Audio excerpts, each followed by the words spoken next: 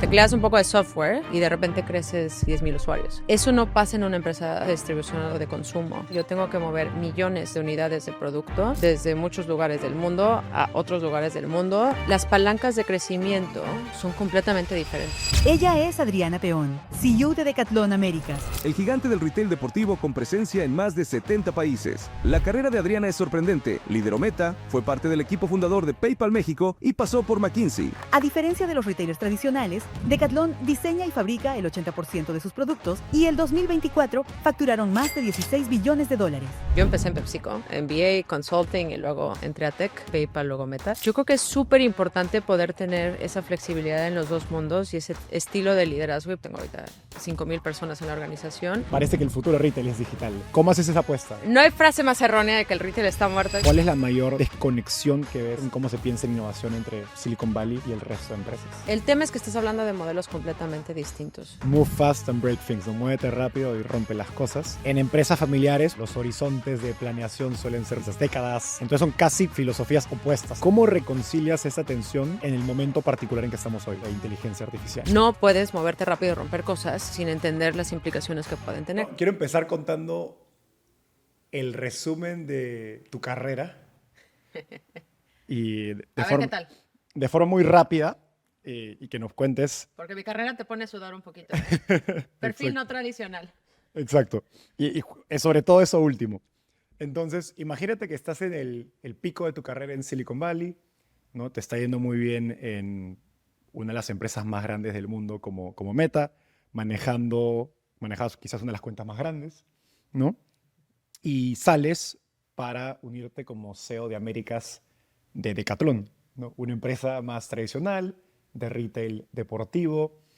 Y lo curioso es que la gente suele pasar del mundo tradicional y quiere entrar a la tecnología, no al revés. ¿Por qué tomas esa decisión? A ver, yo digo, ¿por qué no? ¿No? Se me hace increíble y de por sí, si ves mi carrera, yo empecé en PepsiCo, MBA, Consulting y luego entré a Tech, PayPal, luego Meta.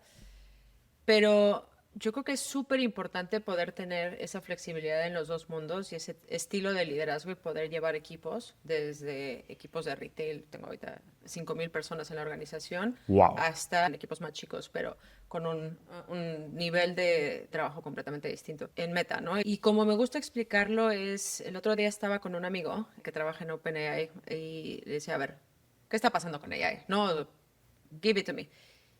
Y creo que la frase captura muchísimo de lo que estamos hablando y él lo dijo muy claro, es todo el mundo está sobreestimando el impacto en el corto plazo y subestimando el impacto en el largo plazo.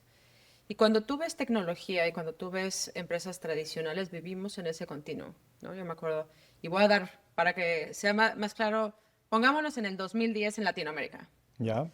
Si tú trabajabas en Google y hablabas con cualquier retailer de Latinoamérica, Falabella, Liverpool, Walmart, la gente que está en Google era, tienes que tener e-commerce, ese es el futuro, lo tienes que tener, y están hablando con un sentido de urgencia del cambio de la tecnología, sobreestimando el impacto en el corto plazo, y por el otro lado tienes un retailer que dice, yo apago mi sitio web en el 2010. Y no pasa nada. Es marginal, ¿no? O sea, es un error de redondeo en el P&L. ¿Qué pasa? Que estamos en el 2025, tú le apagas el e-commerce a cualquiera de estos clientes y estás hablando de 10 y 30% de su facturación, ¿no? Entonces, ese es el tema, porque tú tienes en un negocio tradicional un momentum de negocio, un negocio, sobre todo si te está yendo bien, un negocio muy viable, un core, pero que tiene que transformar, y tú tienes una empresa de tecnología, y todas las empresas de tecnología en general sobreviven por las empresas tradicionales, ¿no? Al final del día estás vendiendo y habilitando, como le llaman, el who's paying the tax, y es poder entender las dos dinámicas, ¿no? Y el cómo te puede impactar y cómo puedes lograr hacer los dos y poderte navegar como líder en los dos mundos y ser un traductor de eso, creo que es súper importante. A nivel de carrera, ¿cómo tomas esa decisión? Porque tech, y sobre todo Big Tech, pues ofrece planes de compensación, beneficios que son muy difíciles de equiparar para una empresa tradicional, creo que para cualquier empresa tradicional, justamente porque son negocios con tecnología que les permite ser pues, mucho más rentable que cualquier otro negocio en el mundo, mucho más escala. ¿Qué encuentras en Decathlon o qué ¿Qué tiene que proponerte una empresa como Decathlon a una ejecutiva de tecnología para ser atraída por esa oportunidad? Tú tienes que asegurarte que tu propósito y tu corazón esté alineado con lo que estás haciendo y el dinero va a venir. Obviamente es una frase muy privilegiada y entiendo perfectamente, y más en nuestros países, el privilegio que tienes que tener para decir eso, pero yo sí creo en eso. Mi objetivo en la vida no es crear riqueza generacional. Mi objetivo en la vida es poder tener un impacto en las comunidades en las que trabajo y cómo tengo ese impacto. Y cuando tú ves el deporte, yo soy alguien que soy quien soy por el deporte. O sea, no hay otra manera de explicarlo. Jugué fútbol, jugué hockey sobre hielo cuando no te dejaban jugar hockey sobre Wow. hielo como niña. Y me acuerdo perfecto, una de las experiencias más transformadoras de mi vida. Me fui cuando tenía 18 años, me fui a un programa de Outward Bound. No sé si los conoces. No, Ahora el tema de montañismo está más de moda, ya. pero en ese entonces nadie, Sí. no se sabía mucho. Te vas 3 semanas en el wilderness en Colorado y yo me acuerdo, a mí me transformó todo. Tú eres exitoso en lo que eres bueno y te apasiona, pero tienes que tener mucho cuidado en lo que eres bueno y no te apasiona, ¿no? Yo en mi preparatoria y demás iba a competencias de matemáticas, o sea, me iba muy bien y entonces yo dije, bueno, y voy a ser ingeniera, porque es lo que sabía. Y después de vivir esta experiencia dije, no, yo lo que me fascina es la gente y voy a estudiar psicología. Entonces realmente transformó, como hice mi carrera, y es el deporte. Y qué mejor que trabajar en una empresa basada en propósito, que estamos tratando de tener un impacto positivo. Cada vez hay menos gente que se mueve en el mundo. 15 minutos de movimiento en el mundo te transforman toda la experiencia de salud y cómo necesitamos mover a la gente el día de hoy. Hablándolo desde el lado de negocio, quizás si salimos acá a la calle, estamos en San Francisco, y le preguntamos a 10 personas acerca del negocio de retail, 9 de 10 te dirían, está muerto. Y te vas a una empresa de retail estando en Silicon Valley, ¿no? Cuando pues, uno ve, nuevamente, en la burbuja en la que vivimos, que es San Francisco, el área de la bahía, ves a Amazon dominando, ¿no? Con sus coches, sus vanes por todos lados, y incluso tiendas cerrando. Parece que el futuro de retail es digital. Yo creo que ¿Cómo haces esa apuesta? no hay frase más errónea de que el retail está muerto. A mí me da mucha risa porque más o menos en el 2014 murió el retail, ¿no? Hablando del sobreimpacto en el corto plazo y subestimar el impacto en el largo plazo. Nosotros siempre estamos, bueno, es una naturaleza humana, estamos en modo de confirmación de hipótesis, que es súper peligroso. Siempre queremos confirmar lo que estamos pensando. Entonces, si tú crees Bias. confirmation bias, si tú crees que el retail está muerto, vas a buscar todos los data points que te digan que está muerto. Y viene COVID, ¿no? Entonces, todas las personas que decían que el retail estaba muerto, ¿y qué pasó? Que acabó COVID y retail está más vivo que nunca. Y lo podemos ver con lo que pasó con Nike, ¿no? John Donahoe, él fue mi CEO cuando yo estaba en PayPal. Cuando yo entré a PayPal, ya la gente se lo olvida, pero éramos parte de eBay. Y John, yo creo que fue el CEO que probablemente después de los fundadores creó más valor para las dos empresas, porque bajo John Donahoe se decidió que había más valor con las empresas separadas. Hicimos el independent listing, que me tocó estar en Wall Street, fue una experiencia increíble. Y hoy la razón está en el valor combinado de las dos, es mucho mayor del que hubiera sido si se hubieran quedado juntas. Y tienes a John que pasa a ser CEO de Nike, un poquito antes de la pandemia. Y llega John, mentalidad Silicon Valley, o sea, el peligro de los modelos mentales y el confirmation bias. Y dice, bueno, pues D2C, vamos directo a consumer, nuestra marca es suficientemente fuerte, somos Nike, por Dios, o sea, por supuesto que vamos a funcionar. Se sale de wholesale y pues hoy la historia te cuenta lo que ha pasado. Nike ha perdido billones en valor. No, hay otras razones por las cuales Hoka y On crecieron, pero ¿qué pasa? Que ellos dijeron, yo no pongo mi tenis en otra tienda y me van a ir a comprar a mí. ¿Qué crees? Que la gente sigue yendo a esa tienda, pero ahora hay On, hay Hoka, porque el shelf space lo ocuparon ellos. Entonces, hay una serie de factores que se juntaron para que pudieras tener el crecimiento de estas marcas, porque distribution is king, ¿no? En retail. Y venía de esta asunción de que se va a morir el retail físico y ve lo que pasó, ¿no? Y no solo eso, porque también sé que vamos a entrar probablemente en temas de cultura. John viene de Silicon Valley, Data Driven, y en deportes, y nos pasa también mucho en Decathlon, hay muchísimo instinto. Y hay muchísimo instinto por la naturaleza en la industria en la que tú estás. ¿Y qué pasa? Que es como no tiene que ser Data Driven. Y un poco en la innovación, Choca. pues Nike ahorita tiene un problema de innovación. Y entonces Elliot, que está entrando ahorita, está tratando de recuperar la cultura de innovación, de recuperar. La data no es mala, por supuesto que no, te da una intuición mucho más informada, pero a la vez tú requieres poder tener esos elementos que te hacen exitoso en la industria en la que estés participando y las dinámicas son distintas. Lo que cuentas me hace pensar en la película de Nike, ¿no? La que es con Ben Pero Affleck. es que ve, todo, y tú, es increíble. Yo ahora que tengo contacto con muchos, de hecho tengo a alguien en mi equipo ejecutivos ex Nike, tienen un instinto espectacular. Y ahí es cuando sales de Silicon Valley, puedes entender que hay muchas maneras de hacer negocio y todas pueden ser correctas en el momento correcto, en la empresa correcta. Y no puedes nada más aplicar un rules of the game y hacerlo porque no funciona. Tienes que entender en qué estás lidiando. Tú ve deportes, no hay un tema más de pasión. Y por cierto, no hay una industria en la cual no está entrando más analytics. No sé si has visto todo lo que ha pasado con los atletas. Había una entrevista con Federer que le decía, él decía, yo no sé si podría competir en el mundo actual porque yo tenía mucha ciencia, pero no sabía cuántas veces fallaba. Y yo no sé si en lo que me juega la cabeza y lo que me responde el cuerpo podría operar como operan los atletas hoy, por ejemplo. Y es ese fino balance, ¿eh? Y lo mismo pasa en las empresas. Qué gran metáfora. Me encanta esto último que mencionas en torno a aplicar modelos mentales o formas de pensar de Silicon Valley a negocios donde quizás aplican, funcionan o no. Y creo que también puede ir del otro lado. Y entonces quiero llevarlo a tu caso, que es, vives en Silicon Valley, ¿no? Estamos en el momento, en el epicentro de inteligencia artificial como tendencia tecnológica, pero lideras una empresa, nos has contado, de retail, ¿no? Un negocio más tradicional, que además tiene raíces familiares y tiene una historia de casi 50 años Sí, aproximadamente. es nuestro aniversario el próximo año. Espectacular.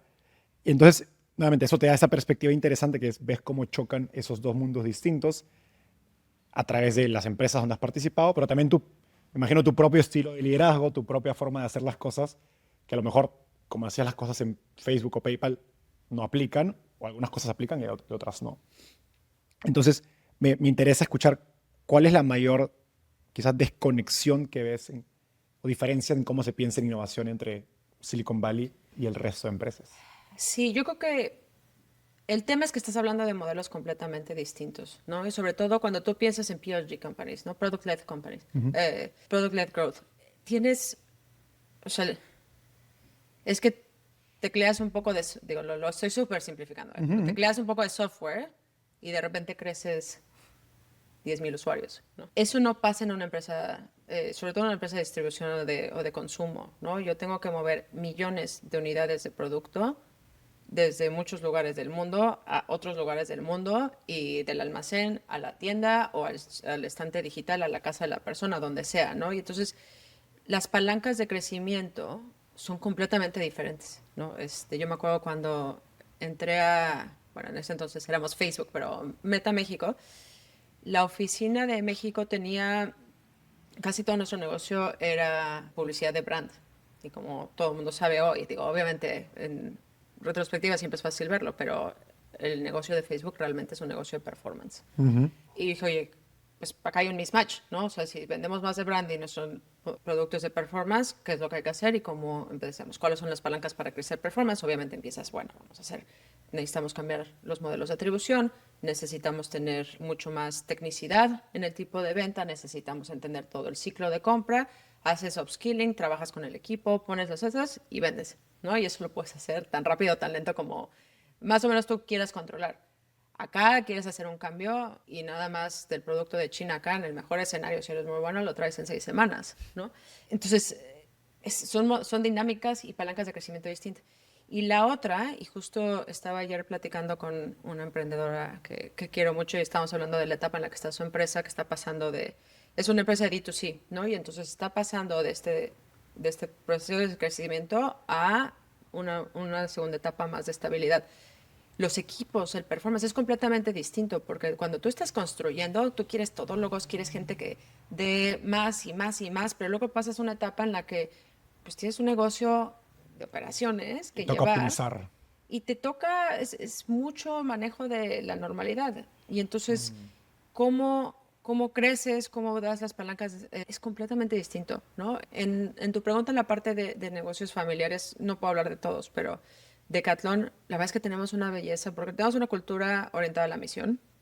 Nuestra misión es mover a la gente a través de las maravillas del deporte, pero la gente se cree dueño del negocio y lo hacemos intencionalmente porque creemos que cada uno es dueño de su negocio.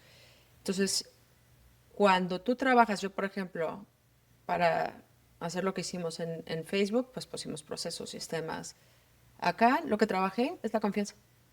Yo necesitaba que lo que yo estaba viendo tan claro lo pudieran ver todos, entender y saber por qué. Y una vez que lo creyeron, o sea, lo que yo he hecho, digo, no lo hice yo, lo hizo el equipo, ¿no? Pero lo que hemos logrado en este año y medio, no jamás lo hubiera hecho en otra empresa. No con la escala que tenemos, no con 5,000 personas, con 110 tiendas, con una cadena de suministro tan compleja como la que tenemos. No hay manera de hacerlo. Pero viene desde la convicción y la creencia, porque esa es la manera en la que nosotros podemos y nuestra cultura opera. Y no opera así en otros lados, ¿no? Entonces tienes que poder entender esa parte, pero sí son negocios muy distintos y que unos requieren poca gente, pero muchas maneras distintas de pensar y de resolver el problema, y otros requieren mover procesos, sistemas, gentes y producto físico, ¿no? No importa, yo siempre digo el ejemplo, no importa cuánta inteligencia artificial haya, tú necesitas leche en tu refrigerador. Cuando Adriana me dijo que la confianza es la base de cualquier transformación, entendí por qué tantos proyectos de inteligencia artificial se quedan en pilotos. Implementar IA en una empresa no es como descargar una nueva app en tu teléfono. No basta con solo decirle a tu equipo que la use. Tu gente necesita confiar en que los datos son correctos y ver resultados tangibles desde el inicio. Allí entra el patrocinador de este episodio, Arcam. Arcam convierte todos tus sistemas de datos, ERP, CRM, hojas de Excel, en una sola fuente confiable de decisiones. Y sobre esa base construye modelos de IA práctica que tu equipo puede utilizar todos los días, en pronósticos de ventas, alertas de inventario, cierres financieros y reportes contables automáticos. Nada de promesas abstractas, sino impacto real en tu negocio. Por ejemplo, grandes retailers en México solían tardar días en consolidar su data de audiencia y plataformas digitales. Y hoy con Arcam, sus flujos de analítica son 5 veces más rápido. Y lo que me gusta de Arcam como plataforma de inteligencia artificial es que no te vende un PowerPoint del futuro, sino que te ayuda a ver resultados tangibles en semanas, no en años. Y cuando tu equipo ve esos resultados, la adopción de inteligencia artificial dejará de sentirse forzada y pasará a ser una prioridad de forma natural. Si quieres verlo en tu empresa, entra a arcam.tech/startupiable y agenda una demo. Ahora sí, de vuelta al episodio. Me encanta este ejemplo. ¿Qué cosas crees que hacen muy bien las empresas familiares, tradicionales en general, que a lo mejor Silicon Valley subestima o directamente no entiende? Yo creo que también muchas empresas familiares están en negocios más tradicionales, suele ser, y los modos, o sea, el poder, de nuevo, no sé todas, pero hablo de mi vivencia con Decathlon, es la creencia en el propósito y que estás cambiando algo y que estás haciendo algo que impacta, y hay un tema de cuidado de gente muy particular, ¿no? Hay mucho énfasis en la parte humana.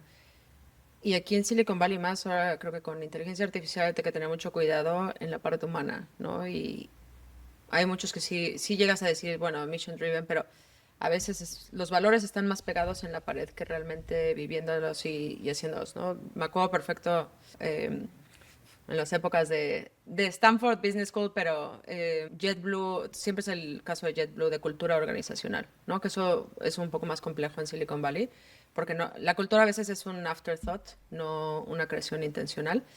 Y lo mismo nos pasa a todos los que somos retailers o consumo que estás customer facing.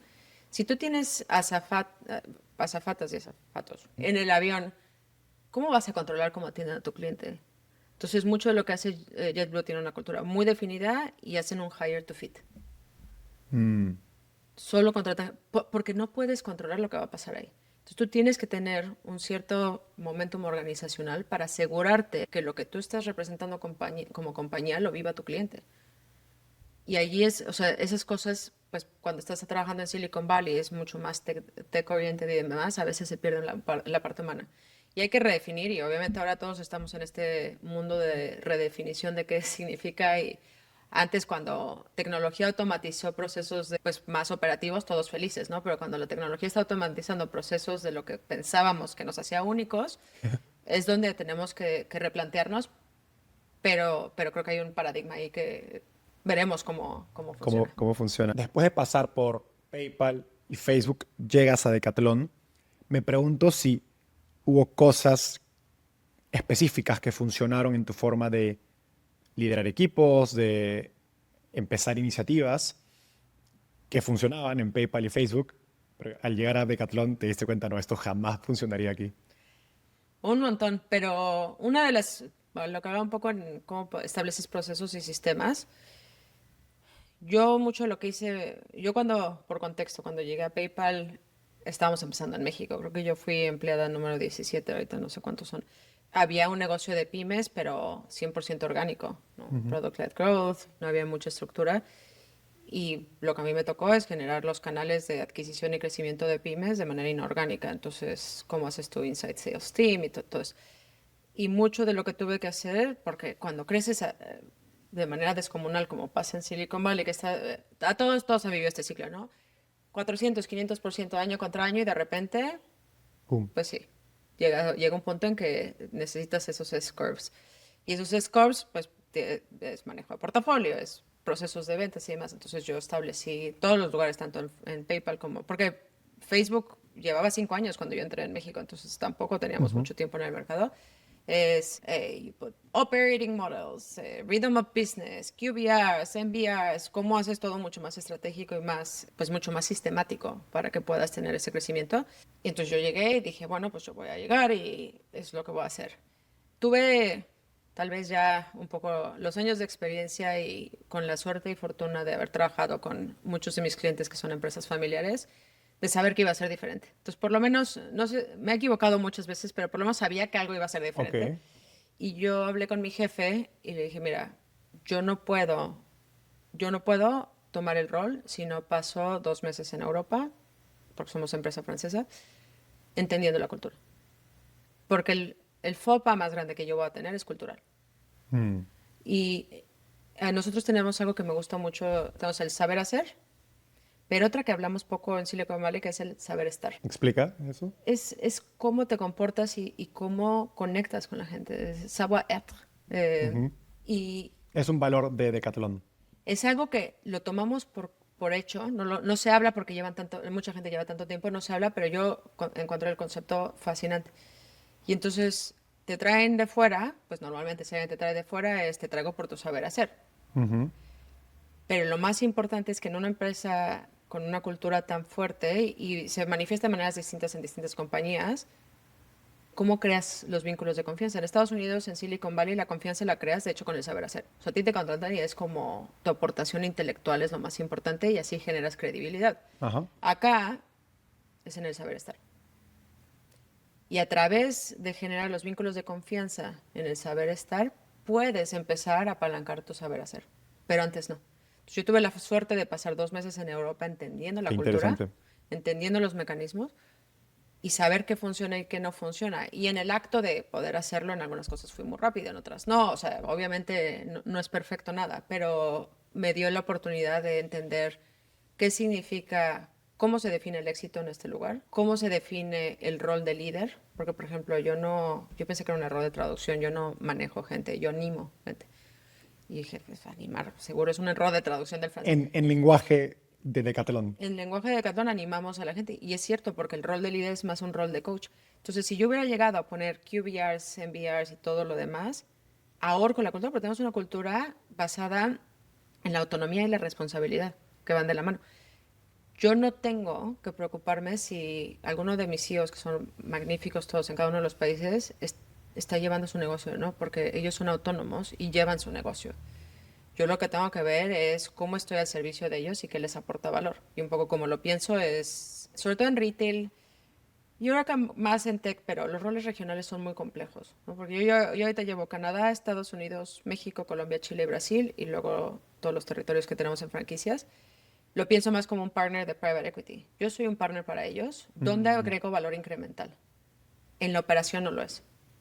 No lo es, porque ellos tienen dominio completo de la operación. Mucho más dominio que yo. No, porque ellos Y están en el país. ellos están en el país, ellos conocen al cliente y ellos llevan 30 años en una empresa de retail que requiere saber manejos de inventarios, almacenes, stock, tienda, lineal, todo lo que tú tengas que hacer. Ellos lo hacen mucho mejor que yo, ¿no? Entonces, ¿en dónde yo les puedo aportar valor? Y es una reflexión constante de eso. Entonces, sí, a ver, toda la vida es, cada una de las cosas tienes que entender cómo define, cuál es el modelo mental de la organización, cuál es la definición de éxito, de dónde tienes que ir, a dónde tienes que llegar, cuáles son las ambiciones y cómo puedes apalancar la cultura como un mecanismo. O sea, mucha gente piensa en la cultura como un afterthought y para mí Como un resultado. es lo que hace que es el cómo llegas a los resultados.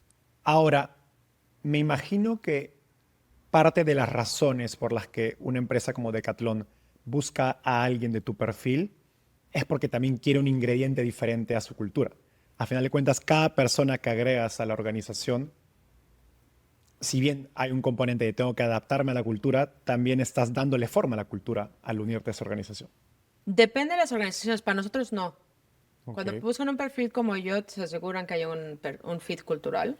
Ok, Lo que están buscando es una nueva manera de hacer negocio, pero no cultura. ok. Y creo que esa es la distinción importante, porque si tú no tienes la cultura, no vas a poder ser exitoso. Si tú no entiendes el concepto de autonomía y responsabilidad en conjunto, si tú no, digo, en mi caso, ¿no? Si tú no entiendes cómo se opera el negocio y cómo generas confianza con los equipos, no puede hacer nada. Lo que buscan en perfiles como el mío es más bien sabemos y tenemos conciencia de que el mundo está cambiando, se está digitalizando y que la experiencia y el saber hacer profundo y en excelencia que tiene la organización está basado en un mundo físico de retail. Y entonces, ¿cómo empezamos a traer gente que nos ayude a esa evolución omnicanal, ¿no? Y esa digitalización del negocio? O sea, te contratan por el saber hacer, no por el saber estar. Pero si no tienes el saber estar, no puedes hacer el saber hacer. Así es que... En Startupeable llevamos más de 230 entrevistas publicadas. Eso son 230 semanas sin fallar en publicar las historias de los mejores emprendedores, inversionistas y expertos en tecnología de Latinoamérica y el mundo. Al inicio todo era un caos, ideas sueltas, sin estructura y sin claridad de qué publicar ni cuándo. Pero sabía una cosa, que estas historias tenían que ser contadas. Todo cambió cuando empecé a armar mi sistema de contenido en Notion. Desde allí, todo fluyó. Y ahora, con su IA integrada, todo es aún más rápido. Hoy, gracias a nuestra alianza con Notion, te quiero regalar ese mismo sistema de contenido que me tomó años en desarrollar y que me habría ahorrado semanas de dolores de cabeza cuando empecé. Si estás creando contenido para crecer tu negocio, este sistema te va a ahorrar tiempo, estrés y sobre todo te va a ayudar a hacer lo más difícil, ser constante. Descárgalo en el link en la descripción y además puedes obtener 3 meses gratis del plan Business con IA ilimitada de Notion. Descárgalo aquí. Haciendo doble clic en esto, Silicon Valley es muy de la mentalidad Facebook, ¿no? A quien se le atribuye esta frase del move fast and break things, ¿no? Muévete rápido y rompe las cosas. En empresas familiares, pues los horizontes de planeación suelen ser más, quizás décadas, generaciones, porque también hay cierto paralelismo con cómo se mueven las generaciones de las mismas familias detrás de estas empresas. Entonces son casi filosofías opuestas, al menos miradas por arriba, ¿no? ¿Cómo reconcilias esa tensión en el momento particular en que estamos hoy, ¿no? De inteligencia artificial? Sí, estábamos con un cliente de aerolínea, no voy a decir más, pero con Sheryl Sandberg en una junta en Facebook, porque claramente nosotros hicimos esa frase. Y por contexto, esto es post-Cambridge Analytica. Entonces, creo que hay que agregar un contexto al Move Fast and Break Things. Sheryl contaba que estaba hablando con el... Sheryl, como contexto, es la COO, CEO ¿no? Directora de operaciones de de Meta. Meta, una mujer espectacular y digo, ha creado valor en Google, en Facebook, ahora Meta. Estaba con el CEO de Delta. Él dice, ¿por qué mi maleta siempre llega tarde? Y le dice el CEO de Delta. Ella le preguntaba a él. ella le preguntaba a él, o sea, dime, o sea, ¿qué tienes que cambiar un poco? En Silicon Valley una de las cosas que hacemos es que sobresimplificamos las cosas, ¿no? Porque nuestro modelo de negocio lo puede simplificar. En tecnología es tu rol. Es una línea de código. It's a feature, not a bug. Simplifying is a feature, not a bug. Y dice, ¿por qué mi maleta nunca está a tiempo en el aeropuerto? Le digo, bueno, porque tú llegas a salvo. Y entonces dentro de las prioridades de una aerolínea, lo último que está es que llegue tu maleta a tiempo. Lo primero que está es que te transporten de un lado a otro de manera segura. Wow. Y ese es un poquito el caveat a Move Fast and Break Things. Y que en Facebook, en Meta, lo tuvimos muy claro después. Es como, hay cosas donde está bien break things y celebrábamos el intern que rompió el código y tiró la plataforma. Pero cuando viene a privacidad de datos, ahí you don't move fast and break things. Por eso también has visto el desarrollo de WhatsApp. Mucha gente critica el desarrollo de WhatsApp que ha sido más lento. Es por un tema de privacidad, es un tema del modelo de negocio de WhatsApp, es completamente distinto que el otro, ¿no? O sea, y el mejor ejemplo de dónde falla esa filosofía es Cambridge Analytica en el caso de Facebook. Exacto, exacto. Y esto, por eso yo te di el contexto que fue post-Cambridge Analytica y explicaba ahí eso. O sea, no puedes moverte rápido y romper cosas sin entender las implicaciones que pueden tener. Llevemos este contexto a una empresa tradicional, a un retailer.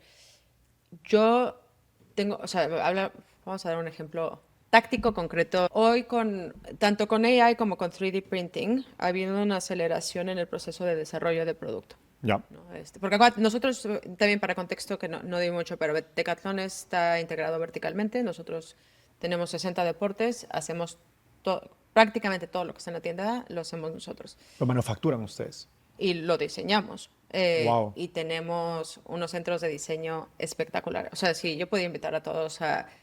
A diferencia de la empresa de retail tradicional Sí. que se enfoca únicamente en la distribución en la tienda y luego tiene proveedores de productos como Nike, Exacto. como Adidas, etc. Tú entras hoy a Dick's Sporting Goods y tienes Nike, Adidas, todo. Tú entras a nuestra tienda y depende del país en el que estés, entre 80 y 100% del producto es nuestro. Y es nuestro y está hecho con una calidad. O sea, si yo te pudiera invitar, tenemos, por ejemplo, el deporte, nosotros generamos el deporte donde se practica. Entonces, en Chamonix, que es la meca del alpinismo, tenemos nuestros sueños de diseño para Quechua, Simón y todo lo que hacemos de montaña. Ah, no sabía que Quechua era de Decathlon. Mira, Sí, sí. Okay. Estamos en un cambio de branding para que eso sea más claro, porque estamos pasando de una House Okay, of pero Brands. como peruano no cambien la marca. No, la estrategia que hemos hecho de cambio y de identidad además es pasar de un House of Brand a un Branded House. Entonces, para que Interesante. Quechua no estés como... Para que se sienta que hay la conexión. Está ya asociada con Decathlon. Pero Quechua todo lo hacemos en Chamonix, hacemos Triboard, que es nuestra marca de veleo en La Rochelle, veleo, natación y todo lo demás. Bicicleta lo hacemos en Lille, que es la meca de donde empieza el Tour de France. Somos de los grandes creadores de bicicleta en el mundo. Entonces, pero hablamos de la bicicleta, ¿no? Hoy te tienes AI, 3D printing y te puede acelerar tu proceso de desarrollo. Pero aún así, yo no puedo decirte mi ciclo de desarrollo de producto, y me voy a inventar los números, pero pasa de 6 meses a 3 meses, porque hay cosas que yo tengo que hacer de prueba para ese producto, en preproducción y postproducción. Porque si yo me equivoco en algo de la bicicleta, alguien se puede morir. Una bicicleta va a 60 kilómetros por hora, una buena bicicleta. Si yo, por acelerar el proceso de desarrollo, me salto un proceso de seguridad o de prueba, de testeo, se rompe el metal, llámale, alguien se puede morir. Entonces, y eso lo puedes llevar a todos los aspectos que hacemos. Cuando tienes 5,000 personas, tienes que cuidar la seguridad de tus colaboradores. Entonces, por eso la adopción, no quiere ser el early adopter, no lo quiere ser. Y sobre todo a la escala en la que operas. Tú quieres poner algo que sea. Ahora, ¿cómo lo reconcilias? ¿No? Porque tú te vas a decir, bueno, entonces nunca, ¿no? Estás en este Exacto. constant chase. Y, por ejemplo, pruebas algo de automatización en cadena de suministro y ¿qué crees? Que no funcionó. ¿Sabes lo que te cuesta 1% de out of stock? 1% que se te atoren los contenedores. Tu margen, ¿no? Puro. Se te va el año, ¿no? Digo, dependiendo cómo operes, ¿no? Pero en sentido figurado. Entonces, nosotros, por ejemplo, ahorita estoy, y que shout out, no sé si conoces a Diego y a François de Uva. Ellos están haciendo cosas espectaculares con ella y cadena de suministro. ¿Qué es lo que tenemos que hacer? Yo tengo que empezar con una prueba en algo que sea un pain point muy específico y un poco también que, o sea, ya estoy perdiendo, ¿no? O sea, el estatus ya es, en este burning plate de necesidad del cambio, el estatus ya es complejo, ¿no? Por ejemplo, O sea, ya probé varias cosas y no funcionó nada. y cuando viene el producto y tienes países como los latinoamericanos y muchos otros más, que la legislación y el papeleo para pasar aduanas y todo esto, un error humano te genera, te detienen el contenedor en el puerto y cómo lo metes y demás. No voy a probar con toda mi cadena de suministro, ¿no? Pero hagamos una prueba concepto. ¿Qué pasa si metemos AI donde te dice todos estos documentos están correctos, estos no están correctos, pasa, no pasa? Lo ves, lo pruebas. Pero todo eso nos va a llevar entre que empecemos, bueno, que firmemos el papel, seguridad, ¿verdad? Ejecutes y luego puedas escalar en más de un año. Y no es la velocidad de Silicon Valley, pero es la velocidad que tienes que tener para salvaguardar la seguridad de tu negocio, ya sea financiera, de cliente. Entonces, es esa dualidad y cómo puedes saber qué es estructurante, qué no es estructurante, porque también mucha gente te dice, bueno, es que AI va a transformar todo, sí, pero muchas empresas tienen legacy systems y hoy no todo se soluciona con eso. Se va a solucionar, por eso te digo, el corto y el largo plazo siempre es lo que yo tengo en la cabeza. Es que si no empiezas ahorita, te despiertas y ya eres obsoleto, ¿no? Pero ese es mucho de la complejidad. Me encanta esto. Justo en la semana salió un reporte de MIT, de la universidad, diciendo que, no me metí mucho al detalle, pero alrededor del 90% de las implementaciones de empresas de inteligencia artificial en corporativos Han fallado, ¿no? han fallado. Y billions of dollars. Estamos Exacto. pagando el VC money. Y eso, o sea, y es curioso porque al final de cuentas, la forma en que inteligencia artificial llegue a la vida de todos, ¿no? De todos los usuarios, de todos los consumidores, va a ser a través de esas empresas grandes, ¿no? Sí. O que se reflejen los beneficios en mejores productos, mejores costos, etcétera. ¿Qué ves a los mejores emprendedores? No sé si a través de Catlón o también sé que eres asesora, inviertes como Ángel, a los mejores emprendedores que le venden a estos corporativos hacer para cerrar esa brecha de empatía que nos describes. Sí. A ver, yo creo que estamos, bueno, en general, voy a primero hablar en general y luego específico a inteligencia artificial. En general, y por eso yo digo que es tan importante vivir en los dos mundos, yo siempre en Meta y en PayPal les decía, nosotros somos estudiantes del negocio de nuestros clientes. Tú tienes que tener esa curiosidad, tú tienes que saber un aliado de negocio, no alguien que vende ads, ¿no? Tú tienes que ser un estudiante de su negocio y tú tienes que ser un consultor de negocio. Pero creo que, y me pasó hace poco, fui a una cosa de Google, y yo que he vivido en los dos mundos entendía perfecto de qué me estaban hablando, pero decía, me están hablando de bits y bytes, cuando en mi cabeza yo estoy diciendo cómo va a llegar el inventario, cuál es el problema de negocio que estoy resolviendo, ¿no? Entonces, creo que el O sea, poder... vas a una conferencia de Google que le vende a retailers Sí, sí. y probablemente tú eres la única que entiende por el background que tienes. Porque está hablando alguien de tecnología, literal, en bits y bytes, ahora LLMs y agentes y todo lo demás que pueda estar de moda, pero en ningún momento explicaron, y no es Google, nada más para aclarar, todas las empresas de tecnología, yo he estado en el mismo error, hablamos, pero está desconectado a la realidad, ¿no? Y en ese momento ¿qué es el problema de negocio que está resolviendo? Y hay varios que lo hacen bien, por ejemplo en México, no sé si ya conociste a Mercedes y los chicos de Sensei. Aquí en Silicon Valley Sierra lo está haciendo, es Sierra. outcome-based pricing. Te transforma completamente el modelo de negocio cuando tú haces outcome-based pricing. Y eso te lo O sea, permite AI, ¿no? Porque AI lo que O sea, está dice precios basados en resultados o en acciones, ¿no? en acciones. Como atender a un cliente. Exactamente. Y lo que me está pasando con AI es que tú estás haciendo una disrupción de las fuerzas laborales, ¿no? Es completamente Ya no es distinto solo software, es trabajo. es trabajo, ¿no? Y entonces, y vos sabes el ejemplo de Sierra, que es mucho más claro en Customer Service. Si te resuelvo el problema, te cobro. Si no, no te cobro. Y hoy te cuesta $10 una llamada de Customer Service, te va a costar X, ¿no? No sé, pero $1. Estás resolviendo, o sea, si yo no resuelvo tu problema, yo no gano.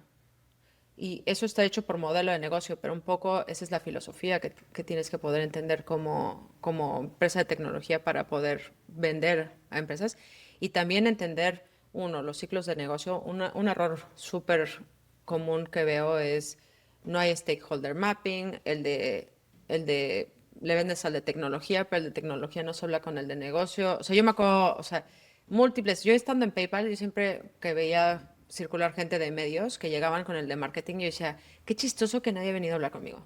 Porque el presupuesto es mío. Yo estoy adquiriendo pymes. O sea, la mayor parte del presupuesto es mío. Yo decido en dónde se invierte y a mí nadie me viene a ver. Pero no, porque como vendes media, pues vas con el de marketing, ¿no? Entonces, ese poder entender quiénes son ¿Quién tiene la decisores, plata, básicamente? pero también quién te bloquea, porque, Claro. por ejemplo, una de las cosas que empezamos a hacer, sobre todo cuando empiezas, ahora en México, en LATAM en general, WhatsApp está volando para bancos, ¿no? Porque todo el lead generation, lead sourcing, o sea, la generación de clientes, Soporto. perfilamiento de clientes y demás, la conversión es completamente distinta si la haces a través de WhatsApp.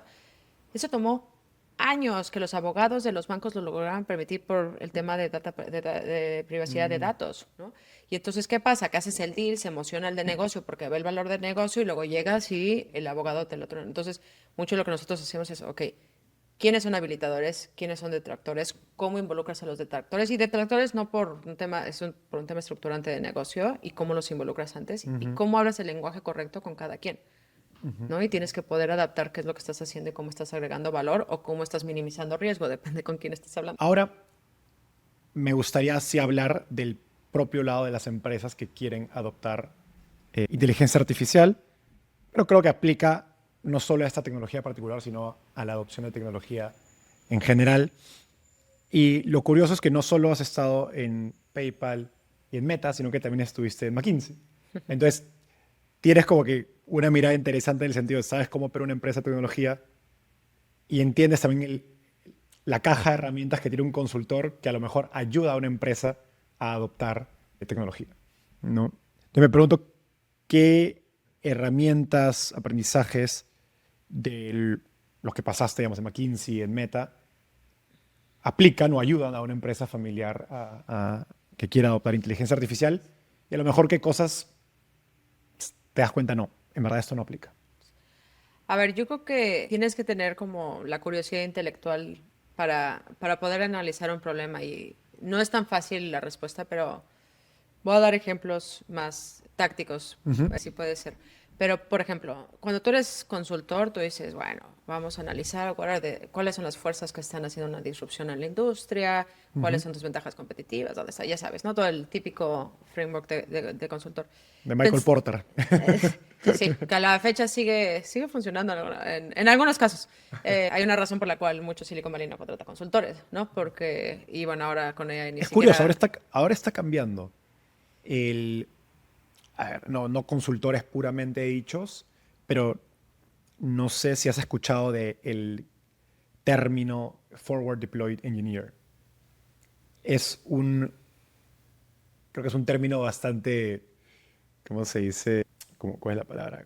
Como show, ¿no? Muy showero Sí. a una forma de decirle a un ingeniero que va a trabajar a la oficina del cliente. Sí, a ver, están haciendo mucha ejecución, Y pero eso- do you need a forward deployed engineer in the world of AI? Es que, o sea, y Va a justamente, ser complejo, ¿no? Digo, o sea, para escribir código sí, pero es corto plazo, ¿no? o sea, digamos, quien de algún modo es el pionero de este concepto es Palantir, Ya. ¿no? Fueron los pioneros de este rol, ¿no? Del Forward Deployed Engineer, que en términos sencillos es alguien ingeniero que va a operar al cliente y les ha funcionado muy bien como estrategia de venta y también estrategia de Sí. adopción, ¿no? Sobre todo para empresas tradicionales.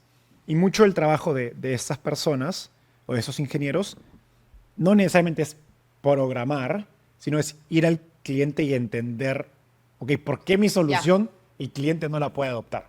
Y muchos son pues sistemas legacy, sistemas desconectados, bases de datos que no hay una sola persona que sepa dónde Sí. está la data, sino que tienes que ir mapeando, oye, o sea, tienes que entender el stack tecnológico de la empresa y ese ingeniero tiene ese rol, que es un rol muy de No, hace consultoría.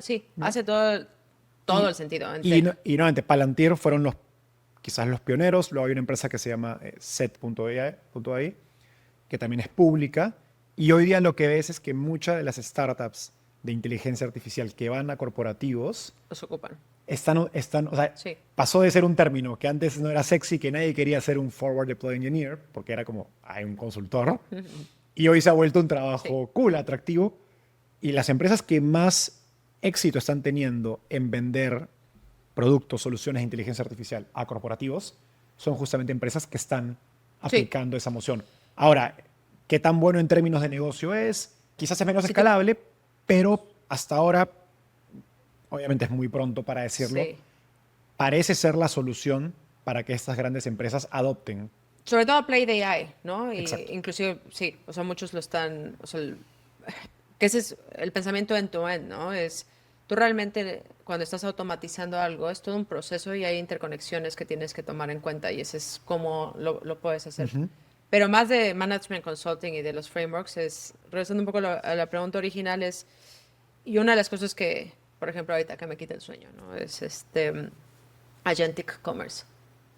Más allá del buzzword, de nuevo, probablemente sobreestimado en el corto plazo, subestimado en el largo plazo. Pero Explícanos qué es. todos nosotros hemos pasado e invertido millones en tener una experiencia omnicanal, tener un sitio web. Tu sitio web es tu marca, la experiencia del cliente, el journey de cliente, generación de demanda, bla, bla, bla, muchos marketplaces verticales, ¿no? Entonces, empresas que hacen marketplace de outdoors y todo, y así han crecido y no han crecido, ¿no? Pero bueno, tienes la experiencia hoy, yo quiero un producto, puedes ir, la experiencia hoy ya está cambiando, ¿no? Pero si estás en intención de compra, no en generar intención, vas a Google, lo buscas, tienes tus product listing ads o los top 3 páginas que te salen, no ves nada más allá de eso y esa es tu experiencia de compra, tú vas al sitio y tú lo compras. ¿Qué está pasando O sea, la experiencia pre-AI. Sí, ahora, ¿qué está pasando con AI? Que tú buscas en el LLM. Entonces, de entrada ya hay una optimización a LLM que Sí. tienes que hacer. Pero eso es táctico, ¿no? Es Como hoy cómo SEO. aparezco en el LLM. Pero con el que agente realmente es la digitalización de una experiencia que hacías tú antes, ¿no? Pero hoy Es la nueva página web, de alguna forma. sí, pero no lo haces tú. Exacto. Lo hace un agente. Tú lo que vas a decir es, yo necesito unas zapatillas de correr. Y le vas a dar ciertos parámetros, ¿no? Tú vas a decir, puede ser que des la marca, puede ser que des el precio, puede ser que digas, oye, Colores. para correr, pues puedes poner especificaciones técnicas y es encuéntrame el mejor y la optimización de la variable que tú quieres que optimice. Y entonces la gente va a ir y a comprarlo y va a llegar a tu casa. Tú ya no te enteraste ni dónde lo compró ni cómo lo compró, nada más te llega la zapatilla a tu casa. En ese mundo, donde en el extremo, si sucede como sobreestimamos que pueda suceder, tu sitio web da igual. Y más si eres un agregador de productos, si no tienes un producto original. Y no solo da igual, si tu sitio web no está optimizado, peor. O sea, y by the way, invertiste en apps, las apps es el vehículo de la era móvil. Pero, ¿qué relevancia tiene una app en este mundo? Nada, ¿no? Entonces, yo vivo con el dilema de qué vamos a hacer, dónde invertimos hoy y qué hacemos, porque si va a cambiar la experiencia de la manera en la que la gente compra, ¿cómo estoy ahí? ¿Sigo invirtiendo en mejorar mi sitio web? ¿Sigo invirtiendo en el app? Empiezo, y entonces hay ciertos parámetros que hoy sabes que son ciertos, ¿no? Invierte en catálogo, o sea, tienes que entender algunas dinámicas, pero en ese mundo, pues probablemente winner takes it all, los marketplaces grandes se van a hacer más grandes, pero los demás puede que mueran. Sí, se te cambia completamente la experiencia de compra. Entonces, como mente consultora, yo digo, ¿cómo va a ser? Y esto es nada más disrupción en la experiencia digital. Hay más disrupciones que puede tener AI en la manera en la que operamos, desde manejo de inventarios y más. Pero aquí es una disrupción fundamental en la manera de comprar y qué, cómo y cuándo es incierto. Pero yo ya con la cabeza, el gorro de consultor, digo, esto va a cambiar. Entonces, por lo menos, empezarme a plantear las preguntas correctas acerca de eso y saber cuáles son esos indicadores y marcas donde tienes que hacer esos ajustes. Y es dificilísimo porque nadie sabe, ¿no? O sea, tú puedes hablar con Sam Altman y él mismo te dice que no sabe, ¿no? Pero es como consultores poder entender esas fuerzas. Luego, como Silicon Valley, una de las cosas que más aplico es, yo pienso de mi rol, aquí simplificamos las cosas. Y tu superpoder, yo creo, es tu debilidad si lo sobre ejercitas. Entonces sí creo que en Silicon Valley sobresimplificamos los problemas. Pero en ese mindset, yo mi rol mucho lo veo como Chief Simplifier Officer. O sea, ¿cómo reduzco complejidad en la operación? ¿Qué es valor agregado y qué no es valor agregado? ¿Qué es, por ejemplo, mismo en la tienda, ¿no? ¿Qué son actividades de valor agregado y qué no? ¿Y qué son necesarias? Porque algunas no son de valor agregado, pero son necesarias. Agarrar el producto y ponerlo en el shelf es una actividad necesaria, de cero valor agregado. Solo necesitas estar ahí para que cuando la persona entre, esté el producto donde tiene que estar. El cómo, el display, todo eso ya tiene valor agregado, ¿no? Porque es cómo haces todo tu merchandising, upsell, cross-sell y toda la experiencia de tienda y todo lo demás. Pero cómo puedes empezar a simplificar muchas de las cosas que tienes y de los procesos y de la manera en la que ejecutas para tener agilidad, ¿no? Pero entender la definición de agilidad, que es completamente distinta en un mundo físico. Me parece muy interesante este modelo mental de no tengo las respuestas, ni tampoco el horizonte de tiempo exacto, sé que va a venir, por lo tanto lo que tengo que hacer es hacerme las preguntas, ¿no? Me encanta, porque ¿Qué es el nuevo modelo de liderazgo? hay un inversionista muy, muy famoso aquí en Silicon Valley que se llama Elad Gil, y él publicó un blog post, yo lo sigo, donde él decía, es la primera vez, y él invierte en Silicon Valley hace 20 años, ha invertido en Stripe, en Airbnb, o sea, es legendario. Y él dice, es la primera vez de disrupción tecnológica donde conforme pasa el tiempo tengo más preguntas y menos respuestas. Sí. Antes era pasar el tiempo y entiendo un poquito más, ¿no? En ese contexto, ¿qué preguntas crees que deberían estarse haciendo líderes de empresas tradicionales, familiares, no tecnológicas, Sí. que a lo mejor no se están haciendo? A ver, yo creo que empezar también por el modelo de liderazgo total. Yo siempre, y me acuerdo en Stanford, una de las clases que todos odiábamos, pero la más importante se llamaba pensamiento crítico analítico. Yo siempre, cuando digo, lo que más busco en la gente es pensamiento crítico analítico. Y ahora es más importante que nunca, porque antes quien llegaba a tener una posición de liderazgo es porque sabía más. Y ahora Asumiendo que el mundo está estático. Exacto. Y ahora lo que tienes que saber hacer es cuáles son los problemas. O sea, tienes que entender qué problema está resolviendo. Y AI lo está aumentando. Tú en ChatGPT, la respuesta es lo más fácil. Es la calidad de la pregunta que el te da prompt. la calidad de la respuesta. Y creo que va a aplicar a todo lo que hacemos y cómo pensamos en las cosas, ¿no? You're a prompt engineer, you're not an LLM that gives an answer. Y ese es el ingeniero que hace las preguntas, pero no, la respuesta ya está. O sea, es lo más fácil. Pero si hiciste la pregunta incorrecta, vas a tener la respuesta incorrecta. Entonces creo que eso es súper importante como modelo de liderazgo, el enseñar vulnerabilidad. O sea, de nuevo, te contratan por tu saber hacer y que yo llegue primero y te diga, no sé. Pero no sé, agrega mucho más valor porque es en el camino en el que estamos, en un camino de curiosidad y de descubrimiento y de ver cuáles son las fuerzas que nos están impactando. Yo creo que obviamente primero que nada Creo es... que eso es algo que es muy fuerte en San Francisco y los mejores emprendedores suelen Lo tienen. tenerlo. Sí, sí. Que es pueden ser billonarios y no tienen el problema de ego de decir no sé, ¿no? Sí. Y eso les permite, a fin de cuentas, yo creo que a través de mi propia experiencia me he dado cuenta, tu ego es tu mayor limitación para aprender más rápido, para ser más curioso, para hacer más preguntas, Sí. para decir no sé. Y mucho en Latinoamérica nos pasaba muchísimo en Meta, muchísimo, porque en todo el ecosistema emprendedor, y voy a generalizar, así es que perdona a quien le generalice de más, pero como Silicon Valley estamos prueba y error, pero no es cierto. Nosotros queríamos, o sea, con casi todos los emprendedores que hemos trabajado, querían prueba y acierto. No era prueba y error, era prueba y acierto, y cuando no iba bien, las cosas no eran tan buenas, ¿no? Y entonces, sí, queremos probar, pero para poder probar tienes que fallar, ¿no? Como dice Federer, quien gana el partido de tenis es quien pierde menos puntos, no es quien gana más puntos. Tienes que saber perder, y es parte del ethos, y en Latinoamérica nos cuesta muchísimo. No solo nos cuesta asumir que no funcionó, sino estar orgullosos. Yo me acuerdo una de las cosas que hice cuando entré a Facebook en nuestros reviews era... ¿De qué estás orgulloso porque funcionó? ¿Y de qué estás orgulloso porque no funcionó? Y cuando estás en servicio al cliente es súper importante porque teníamos muchísimos errores. Y si los veíamos como errores y los queríamos ocultar, era como, no hay nada, digo, suena horrible, pero no hay nada mejor que cometer un error con cliente y regresar. Y la confianza que puedes llegar a tener si lo haces bien es increíble, ¿no? Porque es esa transparencia y esa vulnerabilidad que puedes tener para poder operar. Pero volviendo a la pregunta ¿qué original. preguntas crees que Yo creo que primero tienes que CEOs, entender líderes deberían estarse haciendo? en corto, mediano y largo plazo, cómo va a impactar tu industria, ¿no? ¿Qué va a pasar? Yo creo que ahorita también está muy temprano en algunas cosas que no sabemos. O sea, hay cosas que vas a tener una cadena de suministro más eficiente, un manejo de inventarios más eficiente que te impacta muchísimo en tu flujo de efectivo. Y en tu respuesta, ahora tenemos muchos booms and shocks de demanda de cliente, ¿no? Entonces, ¿cómo puedes reaccionar a esos movimientos? Pero parte de lo que creo que también hay que entender es qué cambia por completo. Porque normalmente cuando pensamos en digitalización, pensamos en hacer más eficiente Lo que ya existe. lo que ya existe.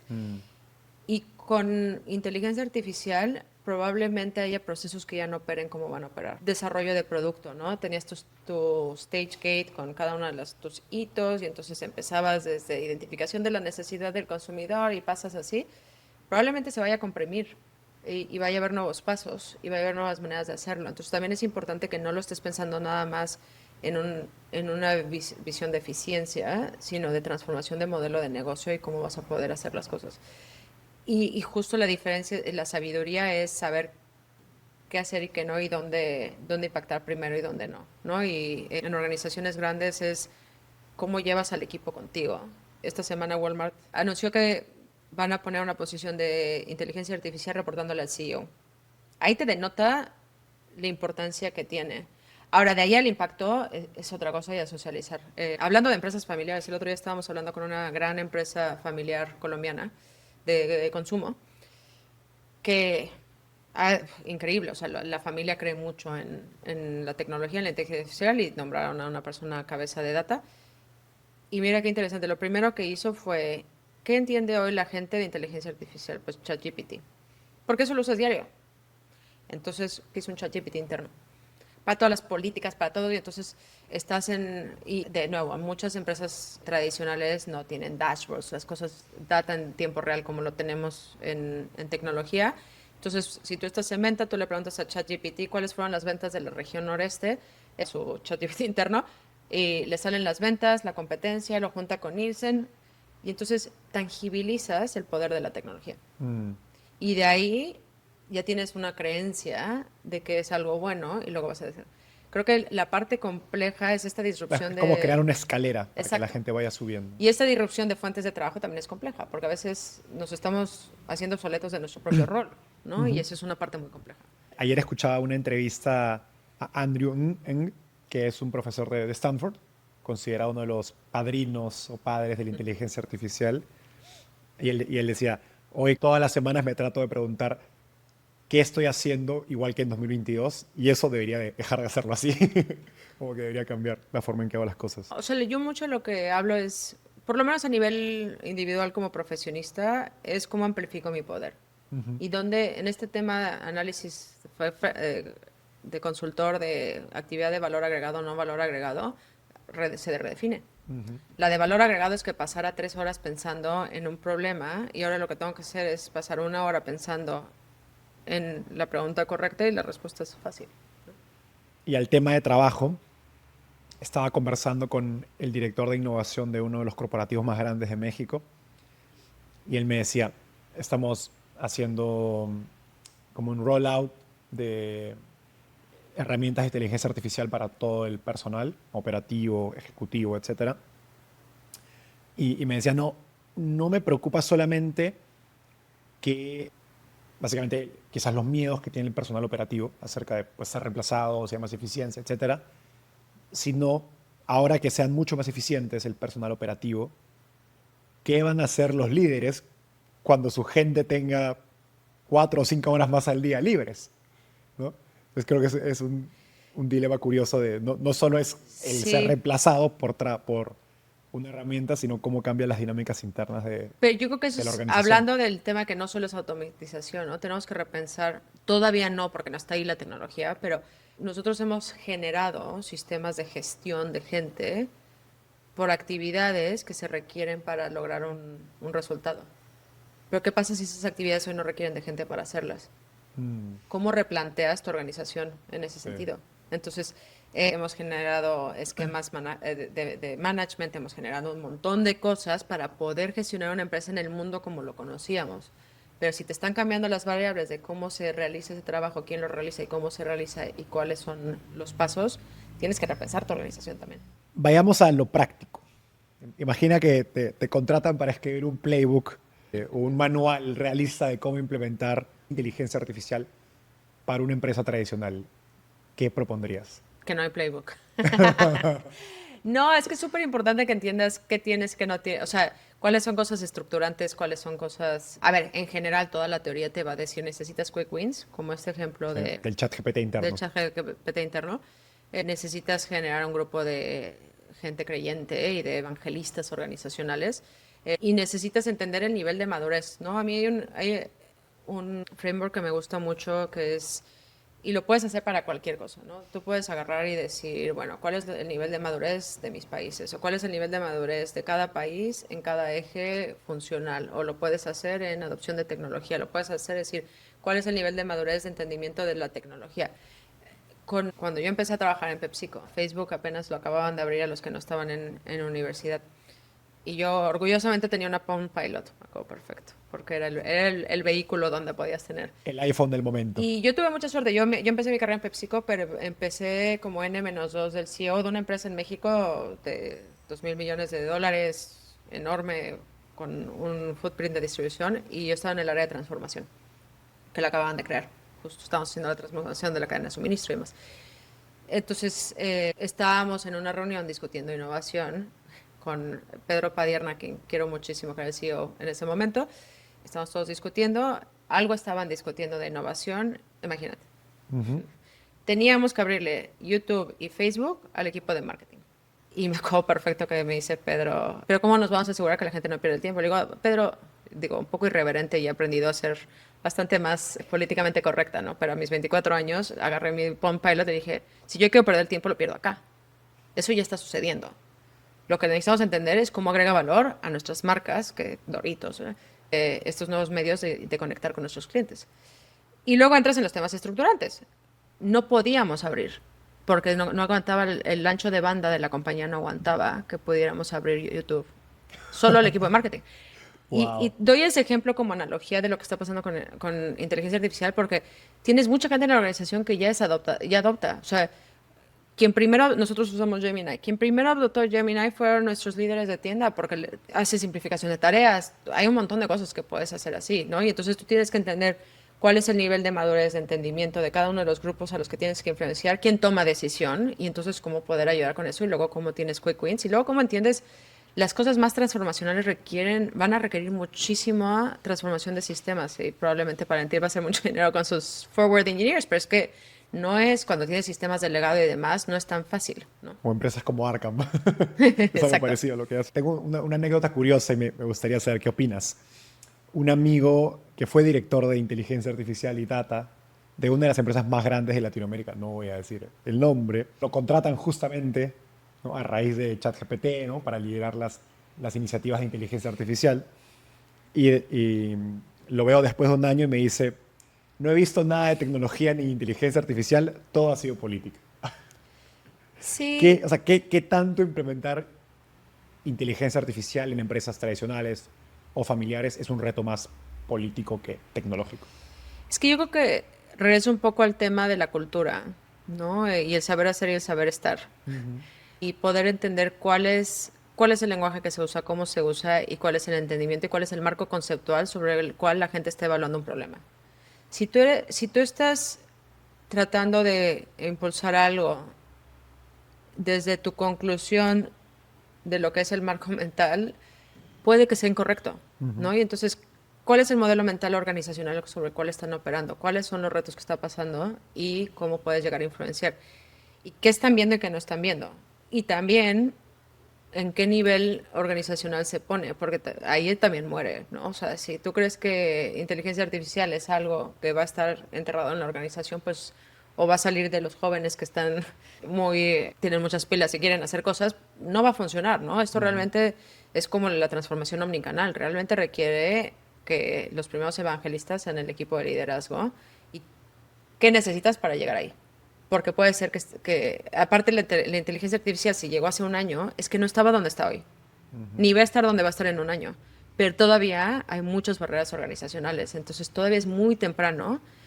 Y la gente que está en tech tiene el sentido de urgencia porque lo ve y ve la velocidad que está cambiando, pero acá tienes otra velocidad, y entonces es justo en ese continuo cómo puedes lograr esa vinculación. ¿Cómo lo haces? ¿Qué consejos prácticos tienes?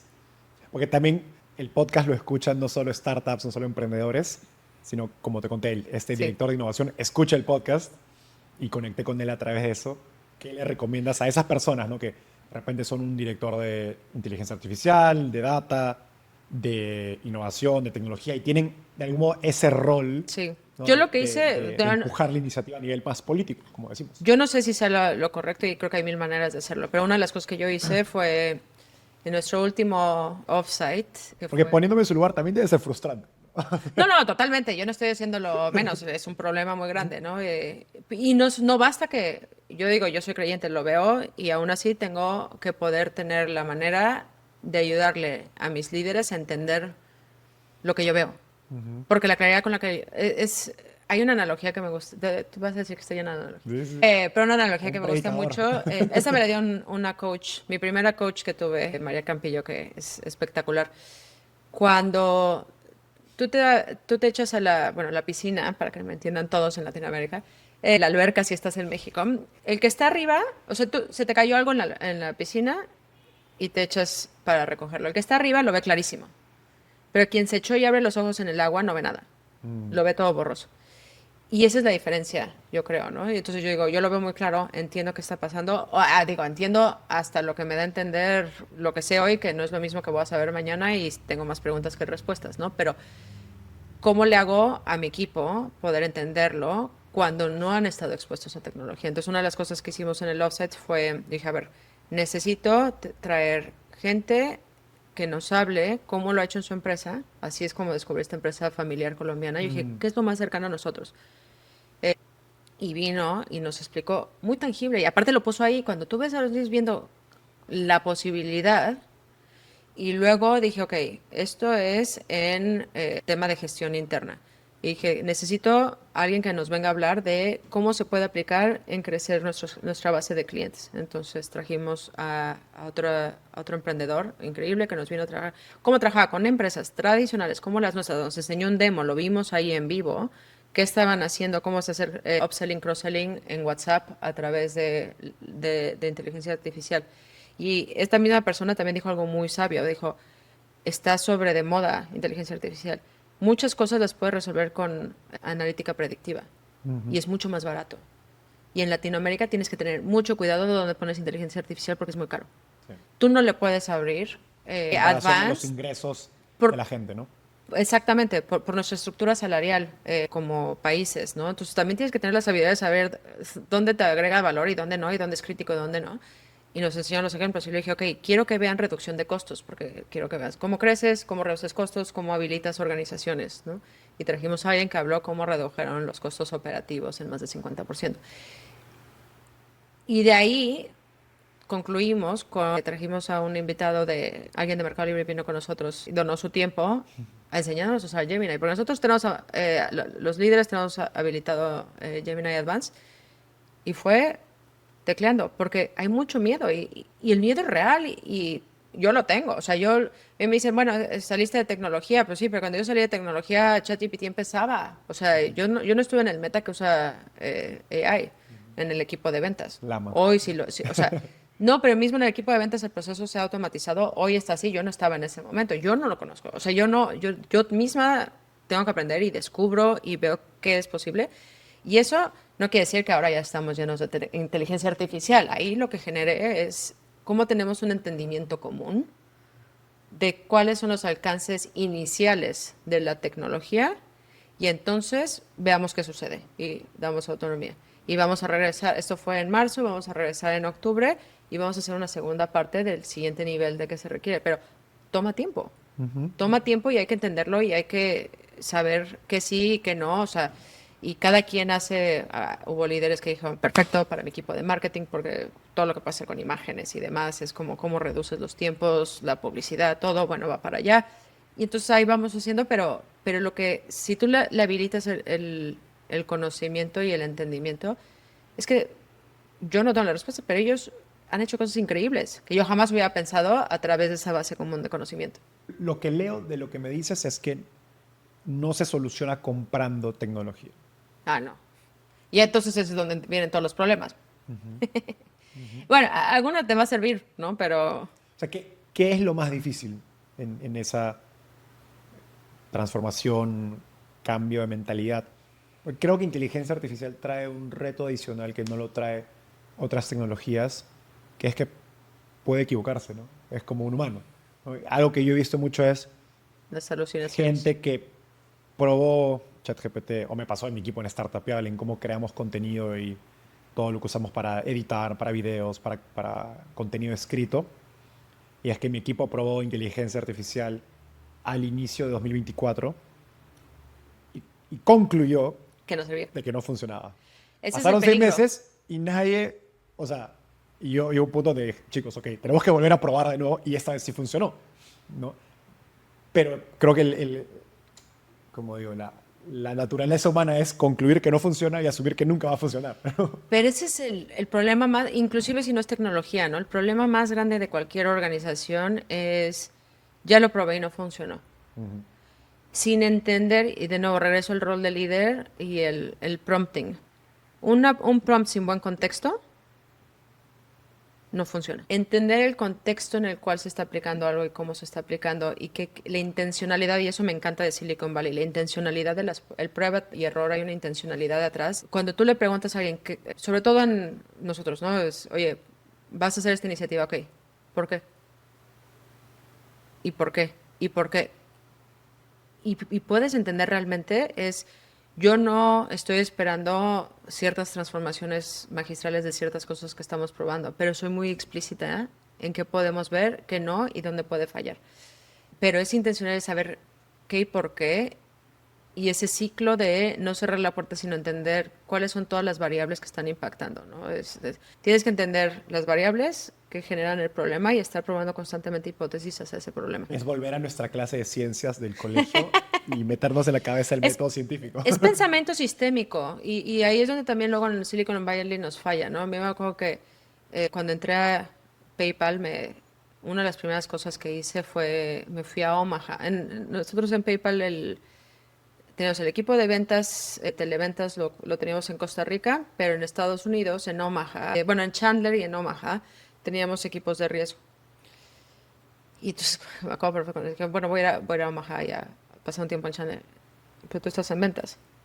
Yo decía, sí, pero yo, cuando tienes pensamiento sistémico, es lo que a mí más me está bloqueando mi proceso, es el proceso de KYC, es el proceso de aprobación, donde pierdo clientes es que les abro la cuenta y luego le bloqueamos la cuenta porque no tiene los parámetros tradicionales de una cuenta como se mide en Estados Unidos y nuestros modelos de riesgo me están...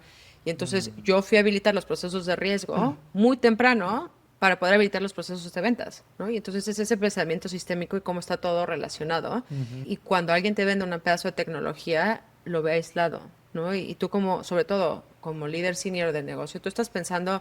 O sea, a mí me están hablando aquí de customer service, pero yo estoy pensando en el inventario, o sea, estoy pensando en 20,000 cosas que están relacionadas con eso, ¿no? Y poder entender todo en un conjunto es súper importante. Más a nivel personal, en tu experiencia navegando inteligencia artificial con Decathlon, ¿qué te ha sorprendido? ¿Alguna anécdota que refleje los retos o también los beneficios y las cosas positivas de este proceso? Los retos es fácil y probablemente es el error que todos hacemos. Yo, si tú me preguntas, acabo de ir de vacaciones a Mammoth y dije, tengo que usar ChatGPT, porque normalmente soy muy picky en decir a qué trail vamos con los niños y todo lo demás. Dije, no, se lo voy a dejar a ChatGPT y fue terrible, terrible. Lo que me recomendó fue horrible. Según yo, fui muy buena en el contexto. Y entonces, ¿qué pasa? Que a nivel personal yo digo, ChatGPT no funciona para planear viajes. Y probablemente el problema soy yo. Y creo que también ahí hay un tema en inteligencia artificial muy complejo de decir con qué nivel de rol estás a gusto. Cómodo. Porque cuando lo comete una persona, o sea, las personas chocan todo el tiempo. De hecho, los coches autónomos, los Waymo, chocan menos que las personas. Pero tiene un choque y no se lo permites. Sí. Bueno, el competidor de Waymo que estaba en San Francisco. Lo cerraron, Lo cerraron, ¿no? Sí, por un choque. Exacto. O alguien que muere o demás. Pero ¿cuánta gente no muere todos los días por gente que está Por manejando? negligencia de personas. Entonces es un tema, es un dilema ético y moral y lo mismo pasa con la adopción, que es con qué nivel de error estás cómodo y por qué y en dónde, ¿no? Y en dónde tienes que meter. Y es curioso porque es un reflejo muy humano, ¿no? Porque podría no ser ChatGPT, podría ser otra persona, y Sí. uno es más duro con la otra persona que consigo mismo, ¿no? Sí, totalmente. Y esa es pues, la línea, o sea, como los nuevos retos de gobernanza y de seguridad que tenemos que poner como líderes, ¿no? Dónde pones rayas y dónde no. ¿Qué me ha sorprendido? Es que es fascinante, ¿no? Yo acabo de hacer un ejercicio, nosotros nos juntamos en Montreal para hacer nuestra visión 2030 y yo lo hice tradicional, ¿no? Dije, bueno, pusimos los números. Y después usé Gemini y decir, a ver,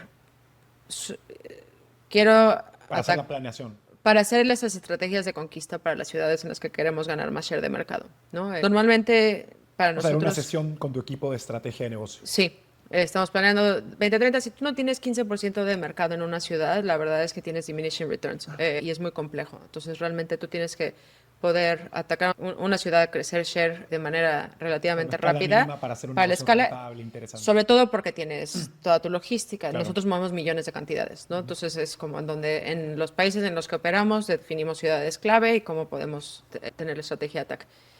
Y nos rompimos la cabeza y gente brillante, todo, todo, todo. Y cuando acabamos, yo dije, ok, en el avión, puse en Gemini, pues a ver, esta ciudad, hazme una estrategia. Y toma en cuenta los competidores. Y dices, es que qué locura, ¿no? Y entonces, obviamente, ahora el nombre del juego es ejecución, ¿no? Siempre ha sido, ¿no? La innovación siempre se muere en buenas ideas.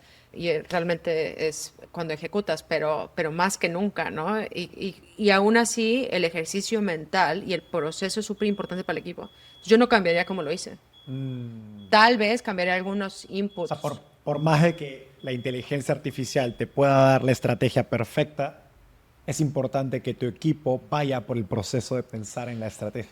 Te da temas de te adueñas, lo Interiorizarlo, crees, estás convencido, Como lo vas a cuando tu hacer. papá te da un consejo, no le haces caso hasta que tú Hasta mismo- que lo vives. Exacto. Y cuando estás moviendo países de 1000 más personas, necesitas que la gente se sienta parte de, ¿no? Y entonces hay cosas que sí podemos acelerar, pero hay otras que es bien importante. Había también un estudio recientemente de la retención de conocimiento de los alumnos que ahora están usando ChatGPT y es bajísima. Sí, lo vi. Entonces, todavía tienes que tener los procesos mentales, tienes que tener esa elasticidad, tienes que hacer... Yo mucho de lo que me encargué en la sesión era las preguntas, ¿no? Enfoqué menos en respuestas, pero era como, estamos haciendo la pregunta correcta, estamos viendo el problema de manera correcta, hay una manera que no estemos viendo, pero sí, o sea, aún así no lo cambiaría, pero es impresionante. Mucho de lo que hemos hablado hasta ahora en la entrevista es curiosamente menos técnico, menos tecnológico y más humano. Y, y es creo que, interesante porque pese a toda tu carrera, tu grado universitario es de psicóloga, ¿no? Pese a tu MBA de Stanford y toda la experiencia en tecnología, empezaste como psicóloga. Pero a la vez, quizás ser CEO es mucho más de manejar personas que finanzas o operaciones o marketing, ¿no? ¿Qué te da la psicología como CEO que a lo mejor un MBA o una experiencia de negocios no te Sí. da? Hay un framework que me gusta mucho. Hay un coach muy famoso en Silicon Valley que se llama Coach Mokari. Yo he Muy trabajado... Tengo, por ahí está su libro. Súper. Pues él, uno de los frameworks que utiliza es... Muy recomendado su libro. Se llama The CEO Within Us, ¿no? El CEO dentro de nosotros. El framework que voy a decir no es de él, pero él lo usa. Y te dice, tú puedes operar en 4 zonas, ¿no? La zona de incompetencia, la zona de competencia, la zona de excelencia y la zona de genialidad. Sí, su genialidad suena un poco arrogante, ¿no? Pero nada más es, ahora sí, ¿cuál es tu superpoder máximo y dónde te distingues? Y yo por mucho tiempo, si tú me preguntabas, tú me dices, ¿qué es lo que haces mejor? Y yo te decía, excelencia operativa, pongo procesos, escala organizaciones. Yo no soy buena en 0 a 1, pero soy muy buena de 1 a 100 y meto ritmo de negocio, todo eso. Eso me dijeron. La gente con ¿Ya la que ves? hablé. No miento. Pero si en reflexión y sobre todo en el proceso en elegir el rol en Decathlon, yo creo que mi zona de genialidad es gente. Porque no puedo hacer nada de todo lo que hice sin el poder de transformar a la gente y a las personas. Y yo creo que desde chica tenía la intuición, pero el haber estudiado psicología me generó los frameworks correctos y o sea, un poco la combinación de la intuición y la data, pero puedo llegar a una organización y entender temas culturales, porque también tengo carrera y maestría en psicología, hice una maestría en psicología industrial, porque hice wow. combinado. Entonces todos los temas organizaciones, desarrollo de liderazgo, motivar a la gente, o sea, yo he podido manejar equipos de toda índole, ¿no? Es cuando dices, oye, estás en ventas, ¿cómo motivas un equipo de ventas? Es muy distinto que cómo motivas. Probablemente el equipo que no he liderado nunca es ingenieros, que también se maneja completamente distinto, ¿no? Pero tengo el entendimiento de saber que se maneja distinto y poder entrar a un lugar y decir cómo analizo cuáles son las definiciones de éxito, cuáles son los incentivos implícitos, explícitos y cómo se manifiesta, cómo llegas a ver el potencial de una persona y cómo puedes llegar a ver el potencial del equipo, ¿no? Y eso es cuando tú ves, no importa la data, o sea, el rol de un coach en un equipo deportivo es eso, ¿no? Realmente, a mí me encanta, obviamente me fascinan los deportes, pero yo cuando le veo la cara a alguien que va a tirar un penalti, sé si lo va a meter o no lo va a meter. Es clarísimo, es un tema de psicología. O en grupo puedo empezar a ver cuando un equipo de fútbol va a perder. Puedo ver la dinámica que está pasando en el grupo, pero porque puedo entender cuáles son. Y lo mismo pasa en el trabajo. De eso que nos acabas de contar, puede llevarse un emprendedor que nos está escuchando? ¿Cuál es el low hanging fruit? No sé si un libro, blog post, que pueden hacer, porque obviamente no vamos a decirle a la gente, vayan a estudiar psicología, ¿no? 4 o 5 años. ¿Cuál es la esencia de eso que alguien que sea o líder? Yo creo que hay dos cosas, porque está la personal, tú como líder, y luego está hacia tu equipo, y es el poderte conocer, ¿no? Realmente, yo la pregunta que le hago a todas las personas, ¿cuál es tu superpoder? Y es increíble que es una pregunta muy difícil de contestar, o no realmente es la que es, ¿no? Y si lo pones en ese framework ayuda un poco más. ¿Qué haces bien? Pero dónde realmente eres excelente y que te ayudes a conocer, porque como líder, uno, tienes muchos sesgos donde vas a contratar gente como tú, entonces yo soy muy intencional en la gente que contrato. Me aseguro que no esté viendo a un candidato en una luz distinta porque tiene ya sea competencias, educación, currículum más parecido al mío, entonces tengo mucho cuidado con eso. Pero eso es de Tus conocerme a mí, sesgos. todos los sesgos, pero ¿qué necesito yo para complementarme? Porque busco la diversidad del equipo. Yo he seleccionado a gente en el equipo que probablemente no es la persona que mejor va a desempeñar ese rol específico. Lo va a desempeñar bien, pero es lo que el equipo necesita. Porque puedo entender y estoy tratando de entender. O sea, no solo contratas por la posición en sí mismo, sino por lo que necesita el equipo de esa posición. Exactamente, estoy entendiendo las competencias que se requieren y que faltan. Y eso lo tienes que estar analizando todo el tiempo. El ejemplo que daba hace rato de una empresa que está pasando de ser high growth y empieza en otra etapa, los perfiles son distintos. Y no es un tema individual, no es un tema de que la gente sea buena o sea mala. Hay un líder correcto y una persona correcta para el momento correcto. Y hay un equipo correcto para el momento correcto. Y esos tienen que evolucionar y hay equipos que evolucionan como el mismo y hay veces que hay que cambiar, ¿no? Pero poder tener la sabiduría de dónde ya no estás teniendo por llamarlo más en términos de negocio, esa elasticidad con el equipo y por qué. Y si es un tema grupal, si es un tema de procesos, si es un tema de incentivos, si es un tema, o sea, cuáles son las variables que están impactando es súper importante. Volviendo a la pregunta de que me dijiste uno es conocerse a sí mismos más. ¿Cuál es el segundo elemento? El poder entender las competencias individuales y grupales y los factores que crean cultura. Es muy común ver emprendedores que creen que la cultura se genera sola y la cultura se genera con todos los comportamientos no verbales, ¿no? O sea, David Vélez, amigo muy querido, él lo dice mucho, nosotros fuimos muy intencionales en crear cultura y la cultura realmente se prueba cuando tienes un problema. Él habla de un tema que tuvieron con un proceso que estaba cobrando más a clientes y su cultura es centricidad en el cliente y lo corrigieron a pesar de perder dinero. Ahí es donde la cultura habla. Porque tú puedes hablar 20,000 cosas de tus valores, pero si tú no los estás viviendo y esos valores o sea, si tú alineas tus valores con lo que estás haciendo, es que es una magia, ¿no? Porque está realmente todo alineado en vista a clientes. Todo es muy natural. Todo es muy natural, pero por el problema, la dinámica que estás resolviendo. Antes de continuar el episodio, quiero pedirte un pequeño favor. Solo el 21% de las personas que escuchan Startupeable están suscritas a este canal. Si tú no lo estás, por favor, ayúdame dándole clic en suscribirte. Con solo un clic nos ayudas a crecer mucho más de lo que te imaginas. A cambio, yo me comprometo a seguir mejorando la calidad de las entrevistas y seguir trayendo cada vez mejores invitados, como los líderes detrás de Mercado Libre, Nubank, Duolingo, Tienda Nube, Pedidos Ya y más empresas de tecnología exitosas de Latinoamérica y el mundo. Gracias y ahora sí, volvemos al episodio. Algo que se suele decir acerca de cultura en emprendimientos, empresas, startups, es que la cultura es un reflejo del CEO, ¿no? Del líder, del emprendedor, y que pues suele, básicamente, la cultura, seas intencional o no en formarla, Sí, sí, es top down. va a ser un reflejo de ti.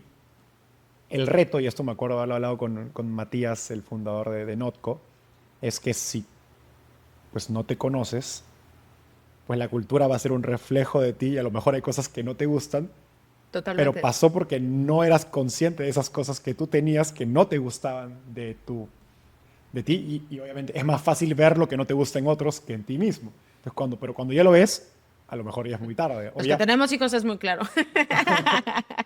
Pero no, totalmente. Y creo que por eso la cultura tiene que ser intencional y el conocer.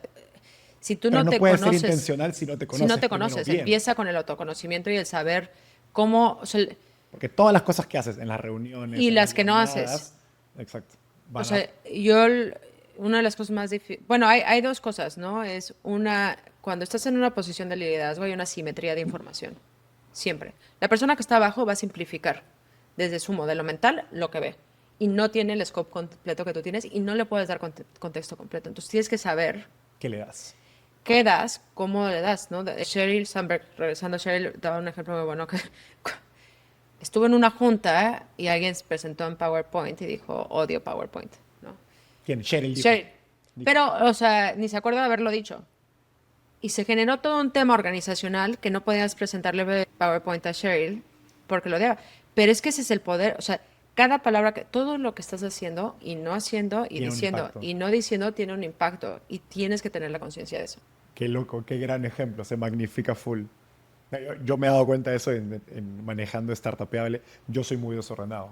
Y soy consciente de eso y tengo que ser intencional en como que ponerme, dado que sé que soy desordenado, ponerme barreras a mi propio desorden, porque sé que solamente se magnifica en el equipo si yo soy desordenado. Exacto. Increíble.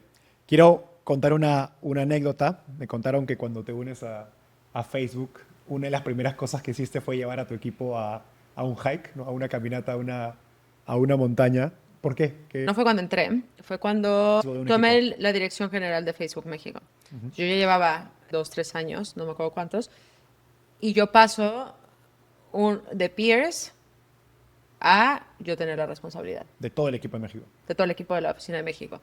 Entonces es un momento complejo y sabía varias cosas de la dinámica en donde uno de los parámetros que yo había notado como un peer de todos mis amigos, de todos mis colaboradores, es que había un tema de confianza y había un tema de falta de trabajo en equipo. Estábamos trabajando muy en silos y estábamos cada quien optimizando y maximizando el output de su área. La falta pero- de confianza. y falta de trabajo en equipo. Y sabía, como en el trabajo, que teníamos distintos niveles de madurez en distintas cosas, pero todas complementarias. Entonces, lo que hicimos, no nos fuimos a una pequeña caminata, nos fuimos al Nevado de Toluca, 4.660 metros, pero que es una montaña que la puede hacer realmente, o sea, a menos que desde el privilegio de la salud y todo lo demás, pero que si no eres muy deportista lo puedes llegar a hacer, que teníamos.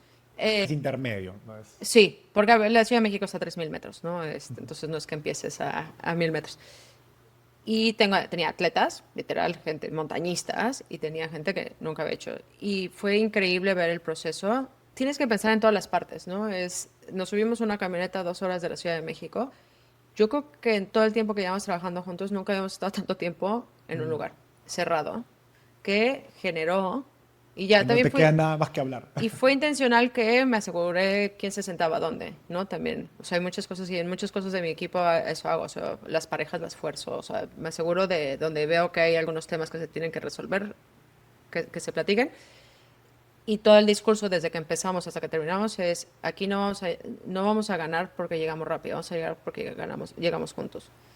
¿Y qué significa eso? Y ver el rol que toman unos de protección, de cuidado, de coaching, los que sabían más alentar a los otros, pero los otros mantenían el humor, o sea, es increíble ver cómo sucede esa dinámica y es el principio de muchas otras cosas que hicimos como equipo.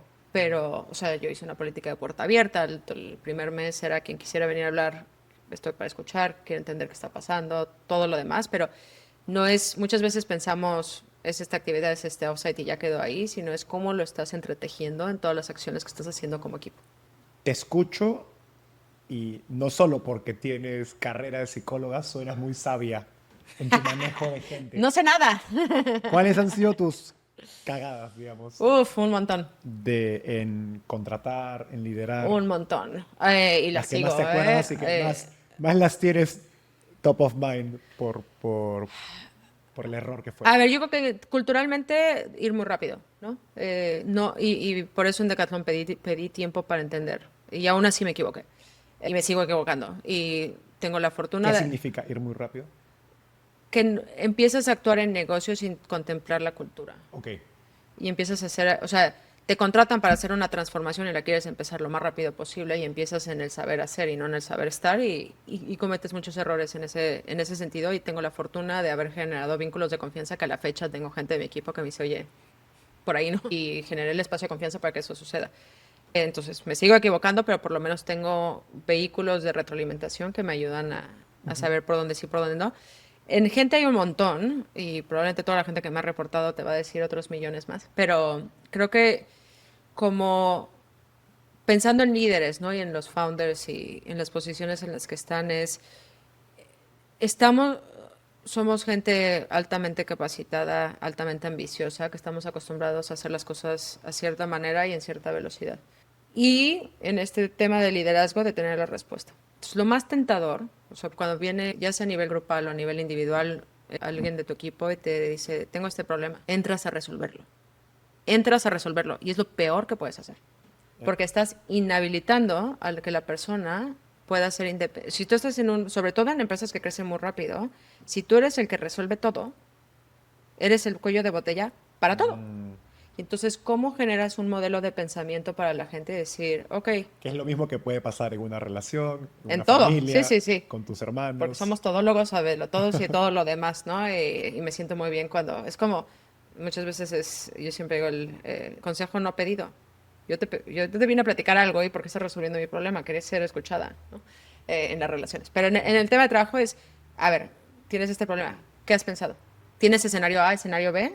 ¿Y cuáles son las consecuencias? Y discutimos las consecuencias, pero le regresas el problema a la gente y los haces dueños de tanto el problema como de la solución y les ayudas a pensarlo a través de las preguntas, porque tampoco tienen la respuesta.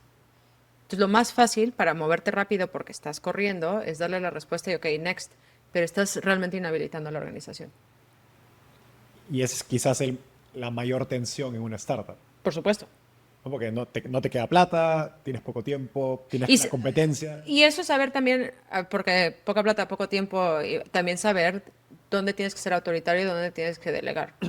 Hay momentos donde no es un momento de consensuar, o sea, tenemos una crisis, ¿no? Y tengo 1000 ejemplos donde no fui colaborativa, no habilité, tenemos que entrar Y a era actuar. lo que tocaba. Pero el problema es que esa línea es muy complicada, ¿no? Y lo mismo pasa, ¿cómo no confundes movimiento con progreso? Hay un movimiento organizacional y crees que van pasando las cosas, pero realmente no estás progresando. Y esa línea es muy distinta para poder tener la sabiduría de saber por dónde estás. Como cuando uno se amanece, ¿no? Para sentir que está trabajando y avanzando, pero en verdad luego estás avanzando cosas que no son realmente lo importante. Adriana, para cerrar, con todo lo que aprendiste, ¿no? Psicología, Silicon Valley, consultoría, ahora una empresa tradicional, ¿qué consejo le darías a un emprendedor de Latinoamérica? Que no quiere siga mi construir consejo. Que no Sobre todo pida pensando- consejos. Ok. No, a ver, sí creo que en la simplificación de Silicon Valley queremos tomar un playbook. La palabra playbook, ¿no? Es hasta Nos encanta generalizada. Nos encanta. Yo creo que para mí es poder entender las dinámicas. ¿Qué es lo que hace tu producto, tu organización especial, distintiva? Y a esa organización en específico, ¿qué es lo que requiere para la siguiente etapa? Hablando más como del tema organizacional. Y como líder, yo creo que el reconocimiento de patrones, ¿no? Porque si tú puedes ver, pues he estado en muchas cosas, pero algo de lo que hago bastante es reconocer patrones. Y en ese reconocimiento de patrones, evitar la tentación de concluir que la respuesta va a ser la misma, ¿no? Pero entender las variables que están impactando esos patrones, esa curiosidad intelectual, con una claridad e intencionalidad de que todo el tiempo qué problema estamos resolviendo y por qué. Porque así resolvemos problemas que no tienen mucho sentido. Movimiento y progreso. Exactamente. Adri, gracias por el tiempo. Esto estuvo espectacular. Me encantó conversar contigo. No, un placer y gracias a todos. Nos vemos. Gracias por acompañarnos hasta el final del episodio. A diferencia de un inversionista, no te cobramos por nuestra sabiduría, pero para poder seguir creciendo necesitamos de tu ayuda. Así que comparte este episodio con tus amigos emprendedores. Y si quieres recibir el resumen con lo mejor de todas nuestras entrevistas, no dejes de suscribirte a nuestra newsletter dándole clic aquí. Nos vemos en el próximo episodio.